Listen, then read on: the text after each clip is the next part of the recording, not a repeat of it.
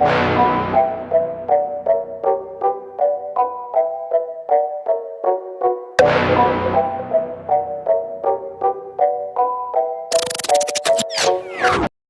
बार बार पिट मर रहा हूँ, कह भी रहा हूँ, ये जो हमारे ओपनर्स हैं हमारे, कि जहाँ पे हम इतनी बड़ी कोई जीत या सक्सेस हासिल कर सकें, कंसिस्टेंटली हम नहीं जीत पाएंगे।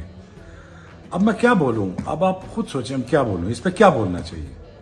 यही बोलूंगा ना यार कि Pakistan has a bad captain, no doubt about it, flaw in a captaincy, major flaw in a management at the same time.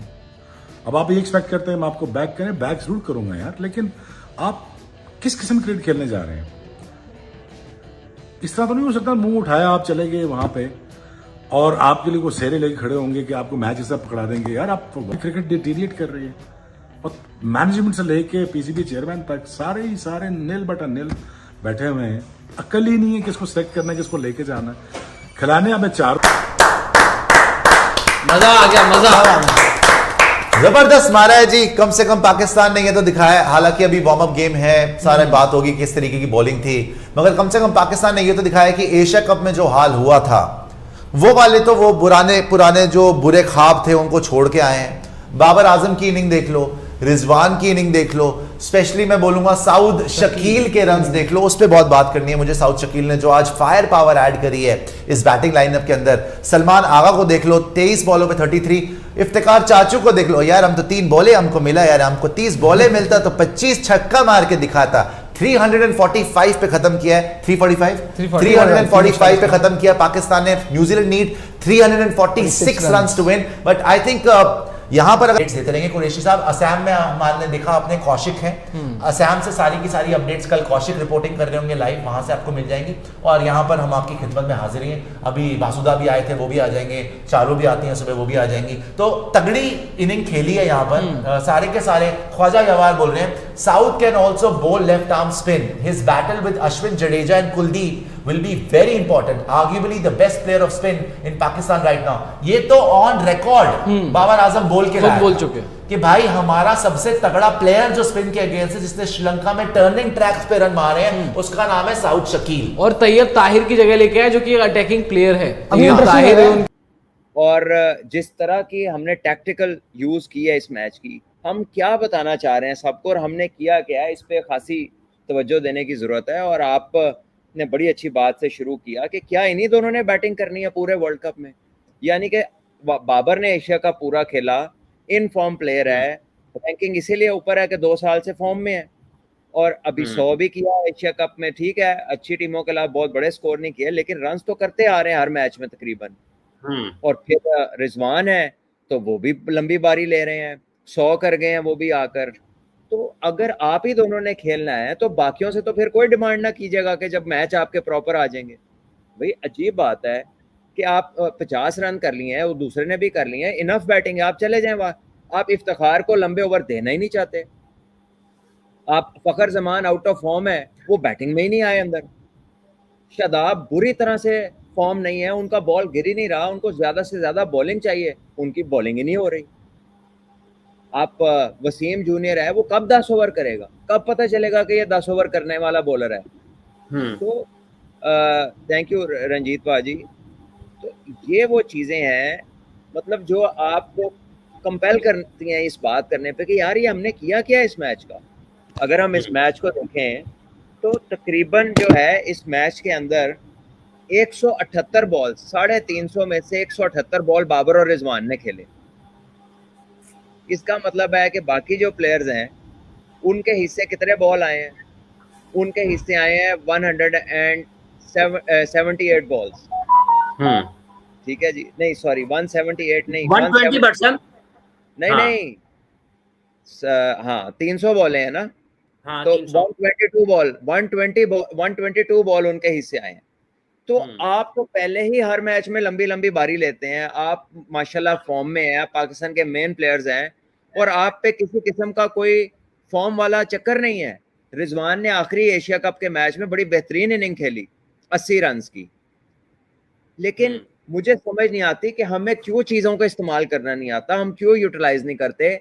वो तो पंजाबी दी हुणे गल याद आन लग पई है कि साडे कोलों हो जांदा है या तुसीं जान के करदे हो। और फिर उस तरह से उसकी पेस को कीप अप भी नहीं किया, क्योंकि जैसी ये पिच थी, जितने आराम से न्यूजीलैंड ने यहाँ पर ये चेस किया है, 6 ओवर और 2 बॉलें पड़ी हैं। और जो मतलब हमने वो तो आखिर 400 में, कर गए ना भट्ट साहब। और जहां पर हमने आखिर में तेज स्कोर किया है, वहां पे हम्म। उन्होंने तो मिचेल से बॉलिंग कराई है, डैरिल मिचेल से, जिन्होंने इंटरनेशनल मैच में बॉलिंग करनी ही नहीं है। वो फास्ट बॉलिंग कर रहे थे, डैरिल मिचेल जो थे। और अगर हम इस स्कोर कार्ड को देखें, और जो डैरिल मिचेल हैं, उन्होंने 7 ओवर किए हैं और 7 में उन्हें 57 रन हुए हैं। तो आई थिंक कि काफी ऐसे सवाल है जिनका जवाब बनता है। ग्लेन फिलिप्स ने 7 ओवर कर दिया, मैट हेनरी ने तो 3 ओवर्स किए हैं, मिचेल सेंटनर ने लंबी बॉलिंग की और इफेक्टिव बॉलिंग की, 8 ओवर में सिर्फ 39 रन दिए। जिमी नीशम एक्सपेंसिव साइड पे थे। राचिन रविंद्रा को उन्होंने ओपन कराई, जो कि ठीक है, डोमेस्टिक और काउंटी सर्किट में ओपन करते हैं। उन्होंने पाकिस्तान की मेन बॉलिंग को, नए बॉल को बड़े आराम से खेला, क्योंकि जाहिर है शाहीन को अच्छा किया आपने रेस्ट करा दिया। मेरे हिसाब से तो आप हारिस रऊफ को भी इस मैच में, चले 4 ओवर कराए, लेकिन अगर उसको पूरा रेस्ट भी करने देते और आगे जाके भी आजमा लेते तो कोई ऐसी बड़ी बात नहीं थी। क्योंकि अभी 2-3 दिन पहले तो वो 70% फिटनेस की क्लेम हमने देखी, तो उसके बाद ट्रेवल किया और एक दिन उन्होंने प्रैक्टिस की है और स्ट्रेट अवे वो न्यू बॉल उन्होंने किया। शायद देखना चाह रहे होंगे कि नया बॉल कौन बेहतर करता है, लेकिन ये समझ से बाहर है। रिजवान और बाबर की इतनी लंबी बैटिंग, फिर इफ्तिखार को ज्यादा ना देना। अब देखें, साउद और सलमान में से जो आपने आज दोनों की बैटिंग देखी है, साउद बहुत कंफर्टेबल खेले हैं, उनका बहुत ज्यादा कंट्रोल, बहुत ज्यादा अथॉरिटी थी, कोई कंपैरिजन ही नहीं है इन दो बैटर्स का। और इसी तरह इफ्तिखार, जो आपके मेन स्टे बने हुए हैं मिडिल ऑर्डर के अंदर, जो लंबी बारी भी खेलते हैं और चौके छक्के भी मारते हैं, तो वो 2 बॉलें पहले आ रहे हैं। अगर उसे नहीं जरूरत तो उसको मत भेजते, आप 2 बॉलों में किसी पावर वाले को, हिटर को, उसामा मीर को भेज देते, हो सकता है वो एक आधा छक्का मारता, उसको भी कॉन्फिडेंस आ जाता। 2 तो बॉलें थी। या हसन को भेज देते, जिसने इस लेवल पे बड़े अरसे से बैटिंग नहीं की। फिर शदाब का बॉल ना करना, यानी जिसकी बॉलिंग फॉर्म सबसे बुरी है, जिसकी बॉलिंग जो है वो, उसकी लाइन और लेंथ पे इशू है कि वो लाइन लेंथ कब बनेगी, उसको जितनी बॉलिंग कराई जाए कम है, तो उसको एक बॉल नहीं करवाया। तो मेरी तो समझ से बाहर है कि हमने गर्म किसको किया है, वार्मिंग अप द वार्म, यानी जो पहले से ही फॉर्म में, वो लंबी लंबी बारियां, वो 30 ओवर खेल गए हैं दोनों, तो बाकी सारे ने 20 ओवर खेले ने। कुछ समझ में नहीं आया, समझ नहीं आती बात कहाँ से शुरू करें। बात क्रिकेटिंग लॉजिक पे बात हो रही है। देखिए, हमारे बेहतरीन प्लेयर है बाबर और रिजवान, और ये सबको पता है, और उनकी फॉर्म भी अच्छी है, और उन पे बड़ी हद तक टीम ने डिपेंड करना है। तो एटलीस्ट वार्म अप मैच में तो अपने बगैर टेस्ट करें कि ये बाकी क्या करते हैं, क्योंकि किसी मेन मैच के अंदर अगर ये दोनों जल्दी आउट हो जाते हैं, खुदा ना खास्ता, तो फिर बाकियों पे बात तो आनी है ना। तो भट्ट साहब, आपका ये मान, जी जी, फकर जमान को बारी ना देना, समझ नहीं आई कि किसको वार्म अप कर रहे थे हम। ये सारे कंसर्न्स हैं पाकिस्तान के। और फिर जिस तरह न्यूजीलैंड ने हमें चेस किया, यानी 50 करके विलियम चला गया, डैरिल मिचेल जो था उसने इतनी कंफर्टेबल बैटिंग की, और 59 करके वो रिटायर हो गया। वो रिटायर होते जा रहे हैं, और हमारे जो है वो, मतलब उनको बारी नहीं दी जो इनफॉर्म नहीं थे। दीपेश राणे क्या कह रहे हैं आप? भट्ट साहब, ये 3-4 सवालात हैं, ये ले लें। रंजीत सिंह साहब, आपका बहुत शुक्रिया। कुशाल चौधरी कह रहे हैं कि पाकिस्तान टीम क्यों पहला पावर प्ले कभी भी इस्तेमाल नहीं कर पाती है। देखिए, करना चाहिए, लेकिन अगर दोनों ओपनर्स वहां आके आउट हो जाएंगे, और मैट हेनरी ने 3 ओवर्स किए, 8 रन दिए, एक आउट किया, तो ये तो ओपनर्स ने करना है। और इनमें जो इम्पैक्ट प्लेयर है और वो आउट ऑफ फॉर्म है, उसको तो जितनी बैटिंग कराई जाए कम है। दोनों आउट ऑफ फॉर्म वालों को उन्होंने हवा ही नहीं लगवाई, ना शदाब को ना फकर जमान को। ठीक है भट्ट साहब, ये Rane Pakistan was very casual, बड़ी स्ट्रेंथ इनकी बॉलिंग है, लेकिन कोई एग्रेशन नहीं दिखाई, और न्यूजीलैंड ने बड़े आराम से कर लिया। तो वाकई उन्हें कोई प्रॉब्लम नहीं हुई। ठीक कह रहे हैं। विपिन क्या कह रहे हैं जी? Bipin Kane don't want to be the critical of Pakistan cricketers, but this way when the minnows might also give tough fight to them. Hassan looked rusty. देखिए डेफिनेटली वो एंटी डिफरेंट होगी, अब एंटी अप हो जाएगी जब main शुरू होगा, लेकिन मैं तो यूटिलाइजेशन की बात कर रहा हूँ। इस बारे में कंसर्न ठीक है, वो एक हद तक है कि इंटेंसिटी तो ये वर्ल्ड ठीक ठाक फैटी लगाई है पाकिस्तान ने। हाँ, अच्छी खासी लगाई है, 345 रन। लास्ट 10 ओवर में उन्होंने 107 रन बनाए हैं 2 विकेटों के नुकसान पर, और नतीजा ये है कि पाकिस्तान ने बनाए हैं अपने प्रैक्टिस मैच में 345।